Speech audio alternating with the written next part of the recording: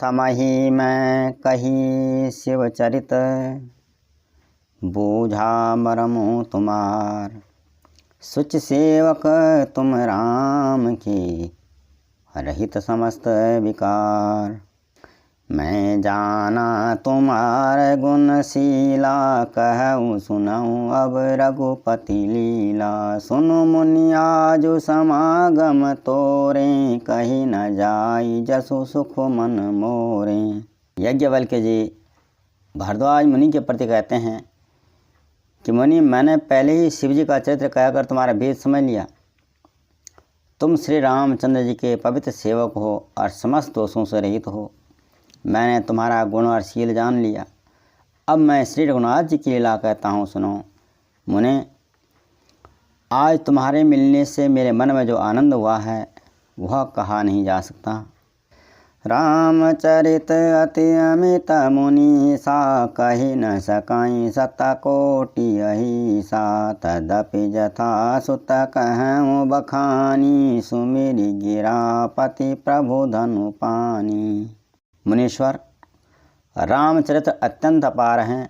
100 करोड़ शेष जी भी उससे नहीं कह सकते। फिर भी जैसा मैंने सुना है वैसा वाणी के स्वामी प्रेरक और हाथ में धनुष लिए हुए प्रभु श्री रामचंद्र जी का स्मरण करके कहता हूँ। शारद दारुणारे सम स्वामी, राम सूत धर अंतर जामी। जही पर कृपा कराही जनु जानी, कवि उर अजीर न चावई बानी। सरस्वती जी कठपुतली के समान हैं और अंतर्यामी स्वामी श्री रामचंद्र जी सूत पकड़कर कठपुतली को नचाने वाले सूत्रधार हैं।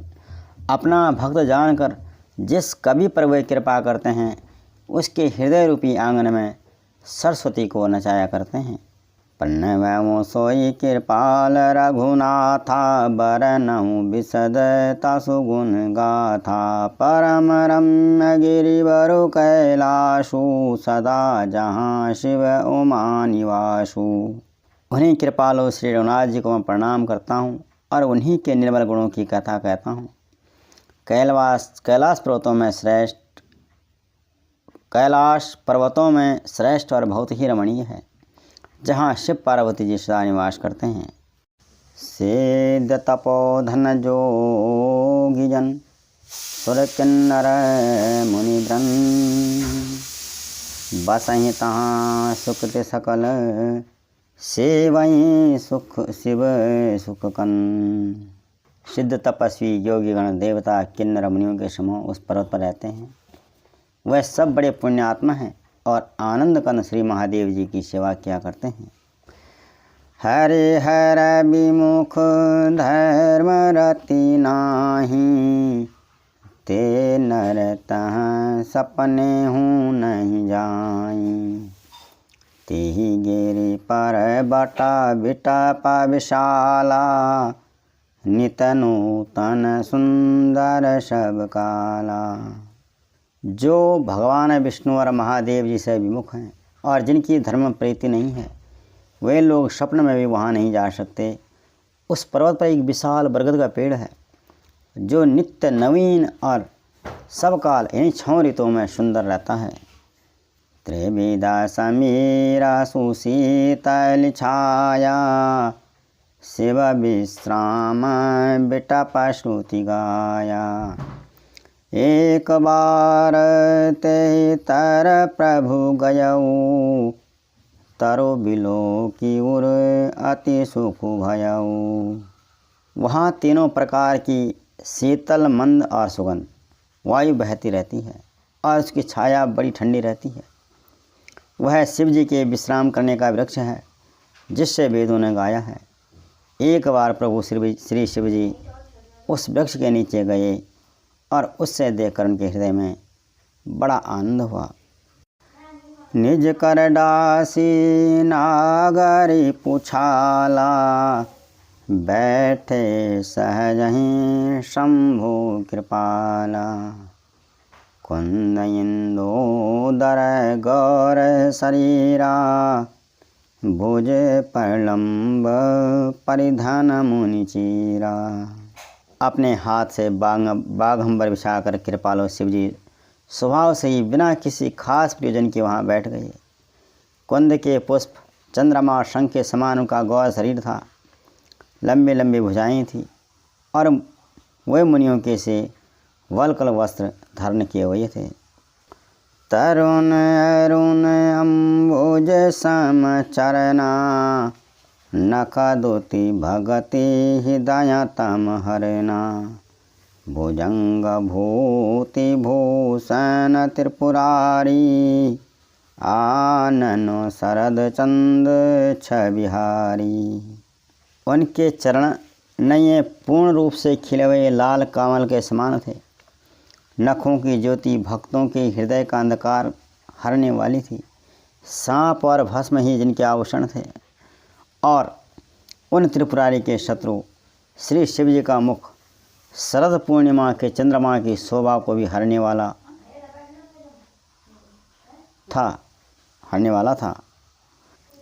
जटा मुकुट सुर सरित सिर, लोचन नलिन विशाल। नीलकंठ लावण्य निधि, सोह बाल विधुवाल। उनके सिर पर जटाओं का मुकुट और गंगा जी शोभायमान थी। कमल के समान बड़े बड़े नेत्र थे। भगवान का नीलकंठ था और सुंदरता के भंडार थे। उनके मस्तक पर द्वितीया का चंद्रमा शोभित होता था। बैठे सो है कामरी पुकैसे, धरे शरीरू शांत रसु जैसे। पार्वती भल अवसर जानी, गई शंभु पही मातु भवानी। कामदेव के शत्रु शिवजी वहाँ बैठे हुए ऐसे शोभित हो रहे थे मानो शांत रस ही शरीर धारण किए बैठा हो। अच्छा मौका जानकर माँ पार्वती भगवान शंकर के पास गई। जानी प्रिया आदरो अति कीना, बाम भागो आसन हर दीना। बैठी शिव समीप हरसाई, पूर्व जन्म कथा चित आई। अपनी प्यारी पत्नी पार्वती को आया देखकर भगवान शंकर ने उनका बहुत आदर सत्कार किया और अपनी बाईं ओर बैठने के लिए आसन दिया। पार्वती जी प्रसन्न होकर शिव जी के पास बैठ गईं और उन्हें पिछले जन्म की कथा का स्मरण हुआया। पतिहियाँ हे तो अधिक अनुमानी, बिहसी उमा बोली प्रियवानी। कथा जो सकल लोक हितकारी, सोई पूछन चाहे शैल कुमारी। स्वामी के हृदय में अपने लिए पहले जन्म की अपेक्षा अधिक प्रेम समझकर पार्वती जी हंसकर प्रिय वचन बोली। यज्ञवल्क्य जी कहते हैं कि जो कथा सब लोगों का हित करने वाली है उससे ही पार्वती जी पूछना चाहती हैं। विश्वनाथ मम नाथ पुरारी, त्रिभुवन महिमा विदित तुम्हारी।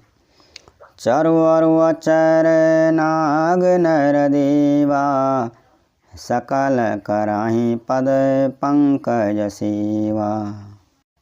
पार्वती जी ने कहा, हे संसार के स्वामी, हे मेरे प्रभु, हे त्रिपुरादर का वध करने वाले, आपकी महिमा तीनों लोकों में विख्यात है।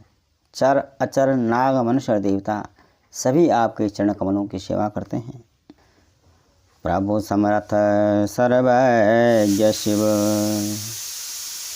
सकल कला गुणधाम। जोग ज्ञान वैराग्य निधि, पर्णत कल्पतरु नाम। प्रभु, आप समर्थ सर्वज्ञ और कल्याण स्वरूप हैं। आप सब कलाओं और गुणों के निदान हैं और योग ज्ञान तथा वैराग्य भंडार हैं। आपका नाम शरणागतों के लिए कल्प वृक्ष है। जामो पर प्रसन्न सुख राशि, जानिय सत्य मोहि निज दासी। तो प्रभु हरहु मोर अज्ञाना, कही रघुनाथ कथा विधि नाना। हे सुख की राशि, यदि आप मुझ पर प्रसन्न हैं और सचमुच मुझे अपनी दासी, अपनी सच्ची दासी जानते हैं, तो प्रभु आप श्री रघुनाथ जी की कथा कह करके मेरा ज्ञान दूर कीजिए। जासु भवन सुर तरु तर होई, साहि की दरिद्र जनित दुख सोई। शशि भूषण अस हृदय विचारी, हरहु नाथ मम मति भ्रम भारी। जिसका घर कल्प वृक्ष के नीचे हो, वह भला दरिद्रता से उत्पन्न दुख को क्यों सहेगा। हे शशिभूषण, हे नाथ, हृदय में ऐसा विचार कर मेरे बुद्धि के भारी भ्रम को दूर कीजिए। प्रभु जे मुनि परमारथ बादी, कहीं राम कहूँ ब्रह्म अनादि। शेष शारदा वेद पुराना, सकल करहीं रघुपति गुण गाना। प्रभु, जो परमार्थ ब्रह्म के ज्ञाता और वक्ता मुनि हैं, वे श्री रामचंद्र जी को अनादि ब्रह्म कहते हैं, और शेष सरस्वती वेद पुराण सभी श्री रघुनाथ जी का गुण गाते हैं। तुम पुनि राम राम दिन राति, सादर जपहु अनंग आराती। राम सो अवध निरपति सुत सोई, की अज अगुण अलख गति कोई। प्रभु, हे कामदेव के शत्रु, आप भी दिन रात आदर पूर्वक राम राम जपा करते हैं। ये राम वही अयोध्या के राजा के पुत्र हैं या कोई और अजन्मा निर्गुण और अगोचर राम है। जौ निरपतनयता ब्रह्म की, नारी बिरह मति भो।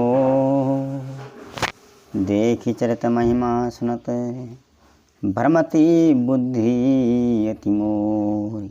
यदि वे राम राजा के पुत्र हैं तो ब्रह्म कैसे हैं, और यदि ब्रह्म हैं तो स्त्री के विरह में उनकी मति बावली कैसे हो गई। इधर उनके ऐसे चरित्र देखकर और उधर उनकी महिमा सुनकर मेरी बुद्धि अत्यंत चकरा रही है। जय श्री राम।